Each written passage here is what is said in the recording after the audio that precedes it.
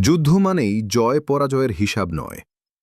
যুদ্ধ মানে কেউ ক্ষমতার শিখরে ওঠে, কেউ সম্পদের পাহাড় গড়ে, আর অসংখ্য মানুষ হারিয়ে ফেলে তাদের আগামীকাল। আমাদের ইতিহাস বারবার সত্য লুকিয়েছে। যুদ্ধকে বলা হয়েছে প্রয়োজন, রক্তপাতকে বলা হয়েছে কৌশল। কিন্তু কোনো কৌশল কি শিশুর কবর চায়?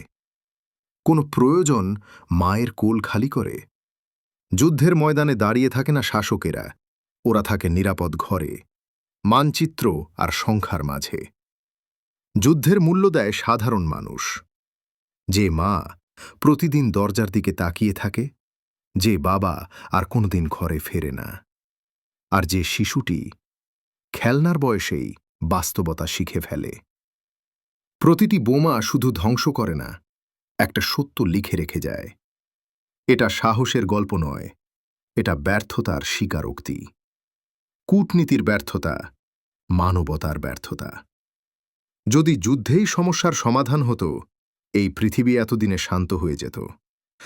কিন্তু হয় না, কারণ যুদ্ধ কখনো সমাধান আনে না। যুদ্ধ শুধু নতুন শত্রু জন্ম দেয়। শেষ পর্যন্ত হিসাবটা খুব সহজ। যুদ্ধে কেউ জেতে না। হার মানে সবসময় মানবতা।